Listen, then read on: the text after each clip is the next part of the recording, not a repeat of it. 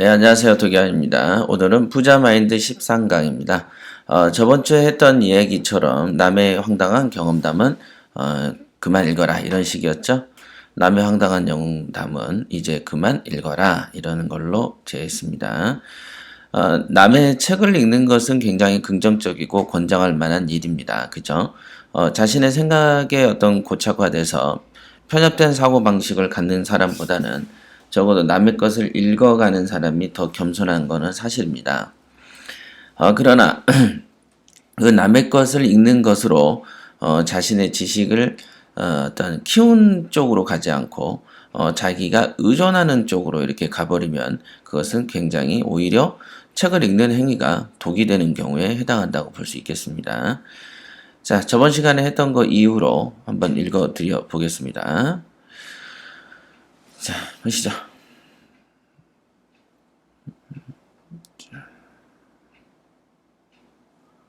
자, 즉 개인이 이익을 내기 위해서는 부동산을 여러 채를 사면 매매사업자에 해당되어 관련 세법의 제한을 받습니다. 이렇게 되어 있네요. 어떤 저자가 매매사업자를 갖지 않는 개인 명의로 여러 채를 취득했다. 이런 사람들 많이 있어요. 개인 명의로 여러 채를 취득하고 판매를 왕성하게 해서 돈을 벌었다고 한다면 이 사람은 거의 다 소설에 국한된 얘기일 수도 있다라고 이제 얘기를 한 것입니다. 실제로 우리나라는 개인이 그 당시 이 책을 쓸 당시가 거의 노무현 정권 당시였지 않습니까? 그래서 그 당시에는 이제 일가구 다주택자에 대해서 중과세를 하던 시절 아니겠습니까? 지금은 다주택자에 대해서 중과세를 하지 않습니다. 폐지됐죠? 폐지가 됐습니다만은 그 당시에만 해도 중과세를 하던 시점이었기 때문에 개인 명의로 여러 채를 취득하는 것 자체는 굉장히 중과세를 피하기 어려웠던 부분이었죠. 그래서 개인이 어떤 그 여러 채를 가지고 있으면서 돈을 벌었다고 말하기에는 환경적 요건이 좋지 않았었습니다. 그러면 지금은 어떨까요? 지금은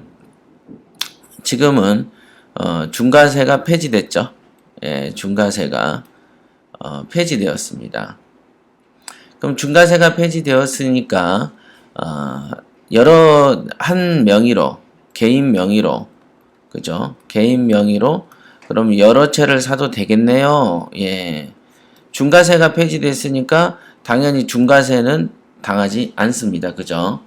여러 채를 사도 중과세에 어떤 적용을 받지는 않겠죠.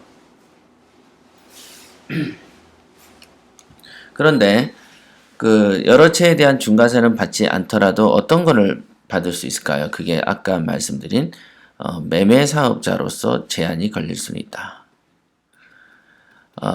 물론 걸릴 수 있다라는 가능성에 대해 얘기를 한 거지 100% 그렇다라고 한 거는 아닙니다. 여러분들이 술을 마시고 음주운전하면 당연히 단속이 돼서 면허가 정지 내지는 취소될 수 있겠죠. 그렇죠? 그러면 음주운전하면 100%냐? 그건 아니죠. 단속됐을 때 이런 전제 조건이 달리는 것처럼 매매 사업자가 신고를 하지 않고, 즉 사업자죠. 사업자 등록을 하지 않고 또는 사업자의 면허라든지 사업자 등록을 하지 않은 상태에서 매매업을 중시했기 때문에 나중에는 이거와 관련해서 이제 부가가치세 중과를 받을 수가 있습니다. 요거는 아까 음주운전의 사례처럼 여러분들이 걸렸을 때 얘기다. 예. 걸렸을 때. 그러니까 뭐 한시적으로 한 2년만 내가 하고 말아야지 이런 거면은 몰라도 내가 이왕에 경매를 해서 한 20년, 30년 남은 생각 동안 해봐야 되겠다. 라고 생각하는 입장에서는 이 문제를 근본적으로 해결하고 가는 게 옳지 않겠습니까? 그래서 해결되는 시점을 투자의 초기로 볼 거냐? 투자의 초기부터 사업자를 낼까? 아니면 좀 해보다가 중기부터 낼까? 아니면 말기에 낼까? 뭐 여러 가지 어떤 판단이 필요한 부분이 있는데 저 같은 경우는 투자의 초기에 거의 냈죠. 저는 지금 제가 가지고 있는 매매 사업자로 이제 저는 부동산을 많이 취득했습니다. 취득하고 판매를 많이 했죠, 여기서. 취득 판매를 매매 사업에서 했는데, 이 매매 사업자가 아마 2000년도에 만들어진 겁니다. 제가 98년에 개인 투자로 몇 개를 사기 시작했었다고 말씀을 제가 책이나 방송에서 누누이 말씀드렸지만은, 2000년에 설립된 법인이 좋은 투자입니다. 네, 좋은 투자.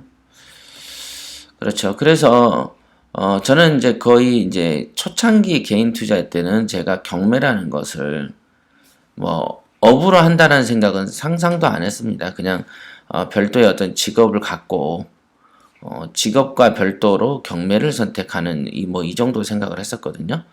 근데 이제 오늘날에 이렇게 지금 제 나이가 이렇게 벌써 지금 47세인데요.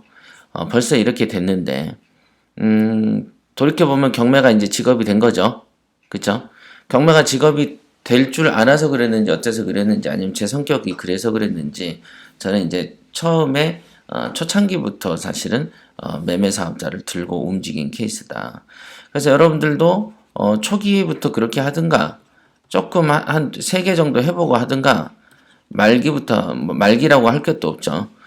요 2가지 판단을 하셔야 되는데 이 판단을 하지 않고 쭉 매매 사업을 하면 쭉 매매업이죠. 일종의 사고팔고를 장악고 한다고 하지만 사람이란 게 그렇죠. 운동복을 입고 운동하는 경우와 그냥 청바지를 입고 운동하는 경우는 보면 실제로 갇혀 입고 운동할 때 몰입도가 좀 좋습니다. 그렇죠? 그걸 유니폼이라고 그러죠. 군인도 유니폼이 있고 경찰도 유니폼이 있죠. 그렇죠?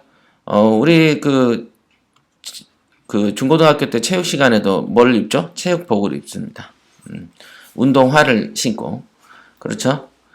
어떤 그 정치인들도 어떤 모임을 하게 되면 단체복이라는 게 있습니다. 단순한 통일감만 주는 게 아니고 어떤 사람의 생각을 바꾸죠. 세미나를 할 때, 세미나실에 갈 때 통일된 의복을 갖춰 입죠. 사실은 스파레주에도 통일된 의복을 갖출까 지금 생각을 했었던 적이 있습니다. 근데 사람마다 사이즈가 너무 달라서 번거롭고 귀찮아서 선택하지 않았습니다. 자, 이 사람 여러분들이 이제 개인 명의로 쭉 가는 거는 여러분의 자유입니다만은 가능하면 어떤 체계를 갖춰놓고 하시는 게 좋습니다. 자, 그 다음에 이제 다른 사람 명의를 빌리는 것은 한계가 바로 드러난다. 투자 위험성이 올라오고 대여자의 변심, 그 다음 신용 불안, 배임으로 인해서 재산을 불시에 날릴 수가 있다. 근데 이런 방식이 피치 못할 때는 이렇게 할 수밖에 없죠. 피치 못하다면 해야 되는 것이고 이득이 더 크다면 또 해야죠. 이득이 더 크다면. 그래서 우리가 흔히 말하는 펀드라는 게 있는 거 아니겠습니까? 그죠? 펀드라는 게 그래서 있는 것이다. 물론 대한민국에서 펀드로 재미 본 사람은 거의 없다. 이거 뭐 누구나 다 아는 상식이죠. 누구나 손해보냐? 그러면 그렇진 않죠. 이득을 본 사람도 있고 원전만 챙기는 사람만 있고 거의 손해를 본 사람이 더 많죠. 손해가 훨씬 크죠. 예, 그래서 결국은 펀드라는 것은 자기 투자, 자기가 실력이 있다는 전제하에서 보면 자기 투자보다 펀드 투자가 수익률이 떨어지는 건 사실이죠. 펀드 투자는 남하고 이렇게 묶어서 가는 방식은 조금 수익률이 좀 떨어지는 경향성은 있다. 그래서 이제 대부분 자기가 독고다이로 하려고 하고 그래서 전제가 되는 게 공부라는 게 탄생하는 것이죠. 공부가 필요 없다면은 지금처럼 뭐 주식이나 뭐 중국 펀드, 원 펀드 하듯이 이번에 그 NPL 투자 같은 경우도 NPL 같은 경우가 사실은 저희 협회에서는 NPL을 거의 그 소수의 극소수 한정적인 부분에서만 NPL 투자를 하라라고 제가 말씀드리잖아요. 그죠? 그렇지 않고 말 그대로 부실채권이기 때문에 부실채권은 경매에 어떤 끝까지 가본 사람만이 이거를 처리할 수가 있습니다. 그런데 이제 주로 그 학원이나 경매 이제 사이트들 있죠. 사이트들 중심으로 해서 NPL 투자가 극성을 벌이고 있고, 요게 이제 학원비를 받아서 돈을 벌기에는 굉장히 좋은 호재죠. 호재죠. 근데 사실은 이제 협회도 이걸 모를 리가 없잖아요. 하지만 이걸로는 강좌를 만들지 않았습니다. 강좌가 없는 이유는 NPL을 투자해서 이득을 남기는 그 통로가 오솔길처럼 좁습니다. 근데 오솔길처럼 좁은 거를 권하겠습니까? 여러분의 부모가, 여러분이 자녀가 있으면 자녀를 우주 비행사를 키우기 위해서 노력하시겠어요? 아니면 성공 확률이 극히 낮은 직업군으로 모시겠어요? 내몰겠어요? 부모는 자녀를 이왕이면 성공 확률이 높은 쪽으로 안내를 하는 게 맞습니다. 그죠? 성공 확률이 높은 쪽으로 데리고 가야지 되죠. 그럼 경매에 있어서의 그 NPL은 추천할 만한 일은 아닙니다. 그래서 요걸로는 그냥 교육만 있죠. 교육만 있고, 여기에서 이제 투자가 진행되다가 사고가 많이 납니다. 투자 사고가 많이 나는 지역이 NPL이죠. 사람들은 꼭 이런 거를 당해보고 알더라고요. 보면 알지. 그렇죠. 이런 거는, 그래도 지금 요거 배운다고 돈 쓴 사람 많을 겁니다. NPL 때문에. 그쵸? NPL로 돈 투자한 사람 많고 쓴 사람 많아요. 기억나십니까? 옛날에 신문사들이, 경제신문사들이 뭘 했습니까? 주로 디벨로퍼 과정, 기억나십니까?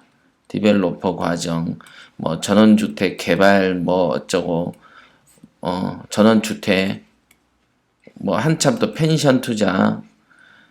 한 번 펜션 보면 펜션 가는 거고, 전원주택 가면 전원주택 쭉 가죠? 그 다음 몇 년 있다가 별 볼 일 없어지죠?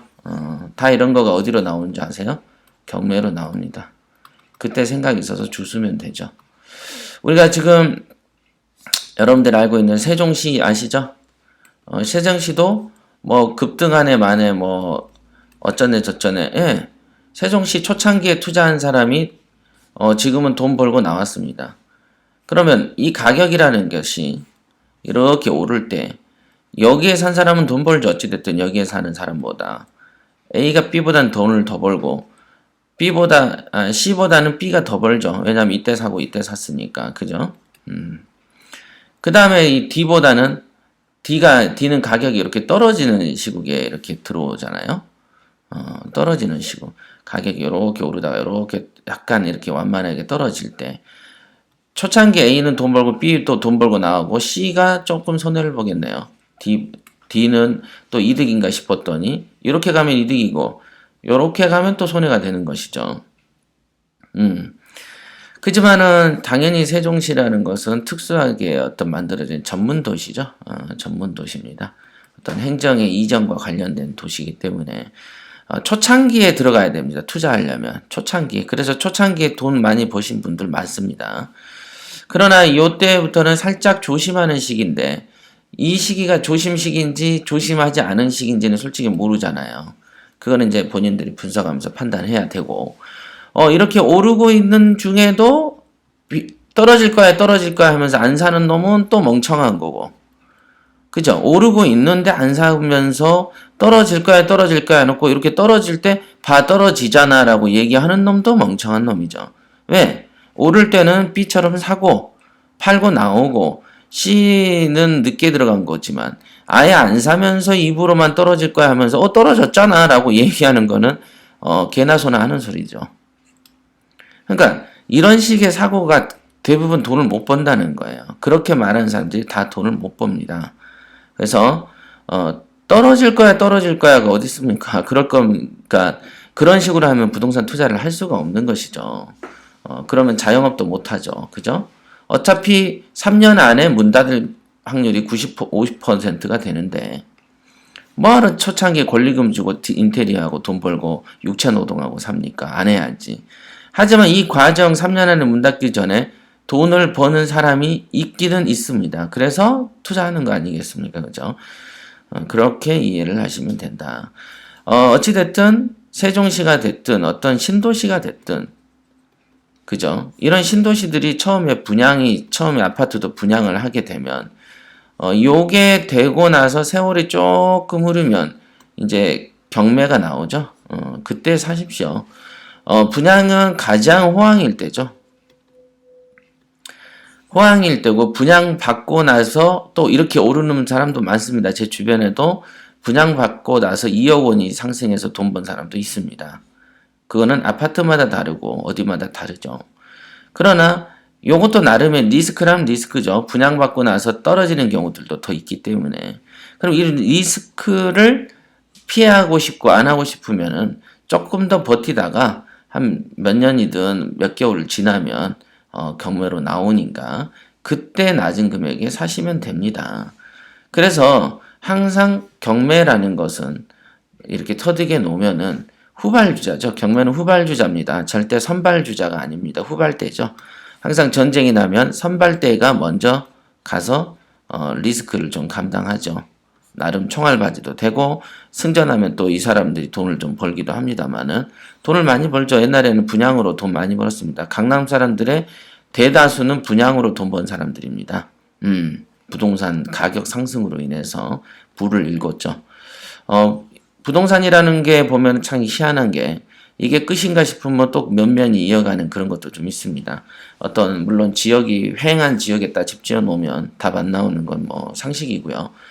결국은 부동산의 가치는 인프라랑 관련돼 있다. 인프라죠.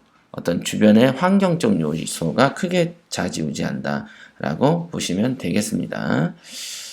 자, 얘기가 이제 다른 쪽으로 갔습니다. 자, 그래서 보시면은 구체적으로 언제 어떤 물건을 얼마에 잡고 어떻게 시세 차익을 나는지 언급해 놓은 책자가 있느냐. 이런 경우는 제가 알기로 거의 없다 라고 보면 되고요.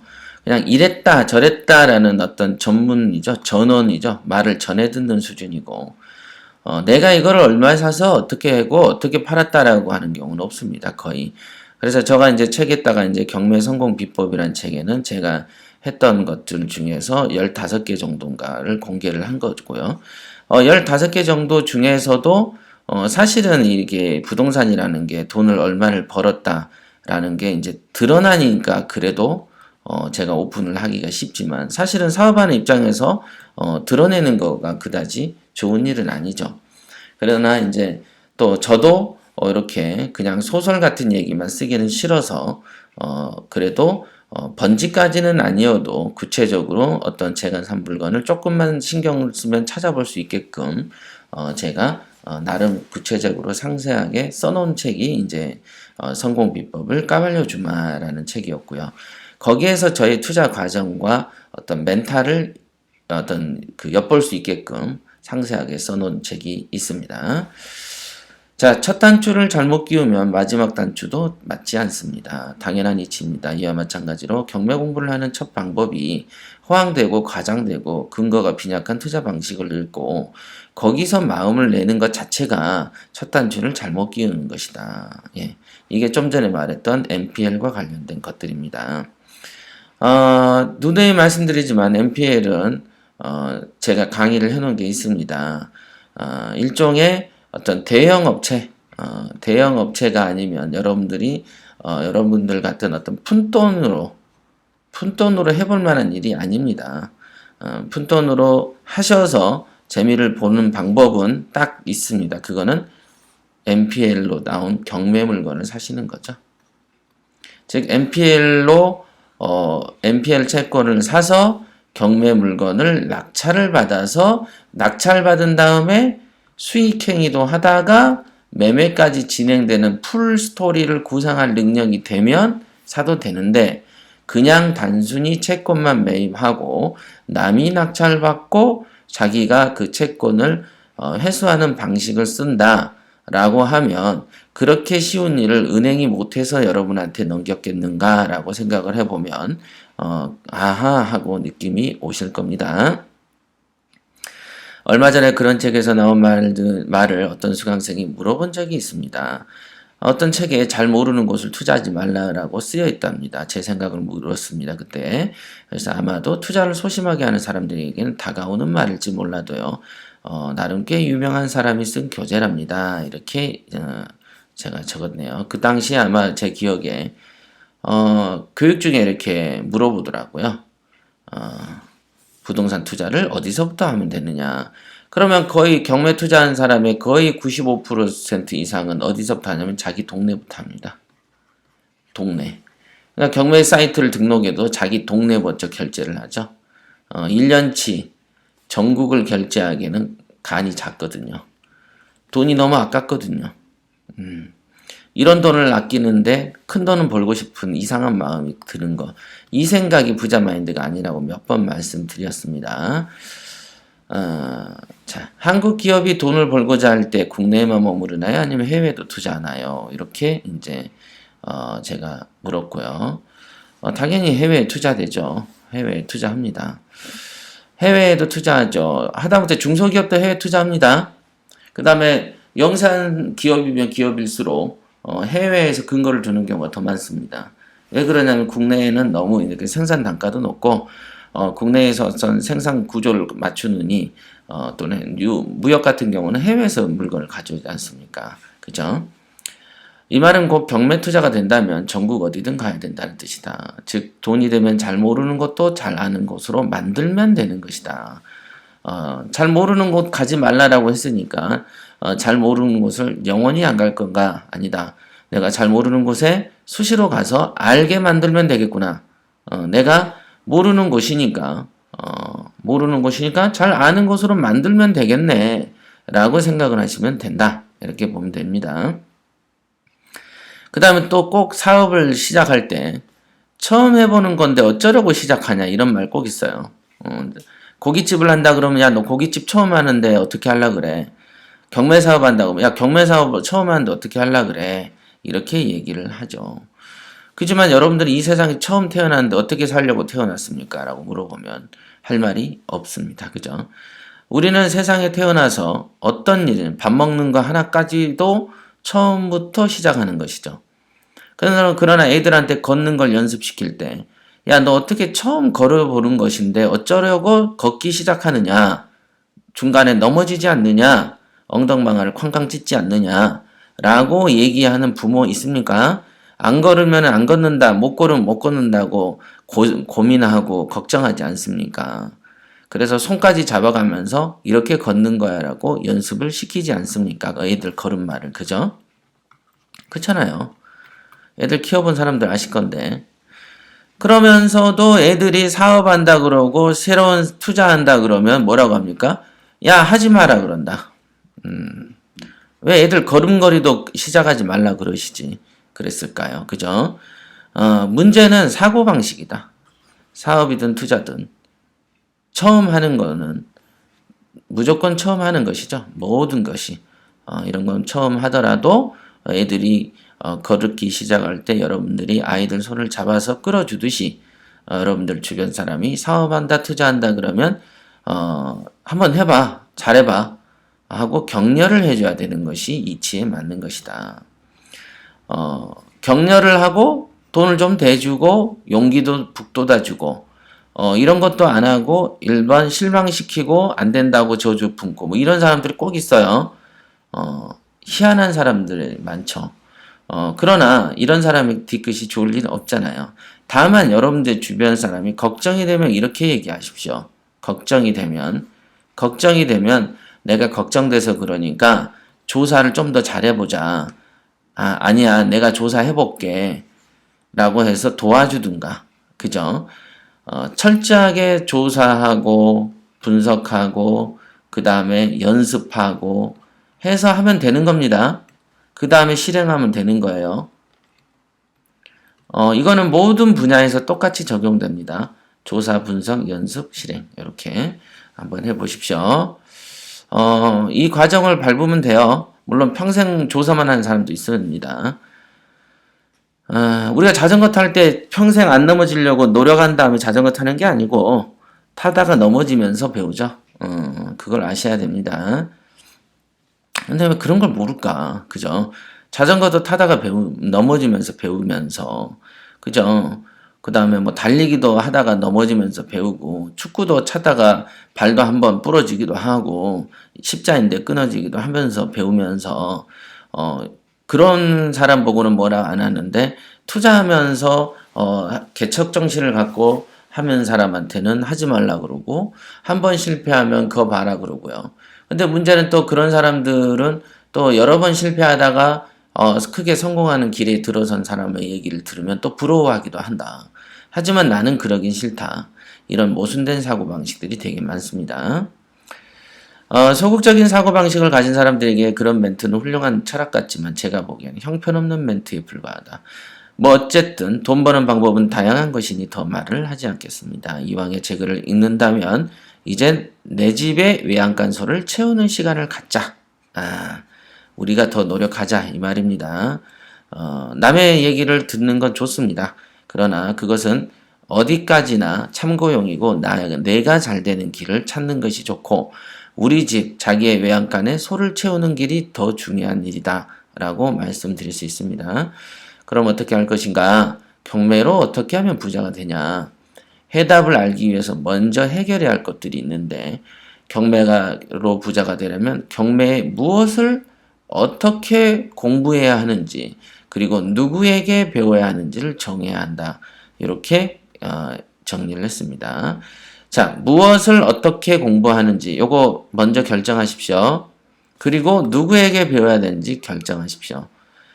요거가 중요하다. 여러분의 그 자녀가 골퍼야, 골퍼. 그죠? 골프 선수입니다. 골퍼를 동네의 티칭 프로한테 맡기시겠습니까? 무엇을 공부해야 되죠? 어떻게 공부해야 됩니까? 국내 골프장만 돌아다니겠습니까? 해외의 다양한 필드도 경험해 보시겠습니까?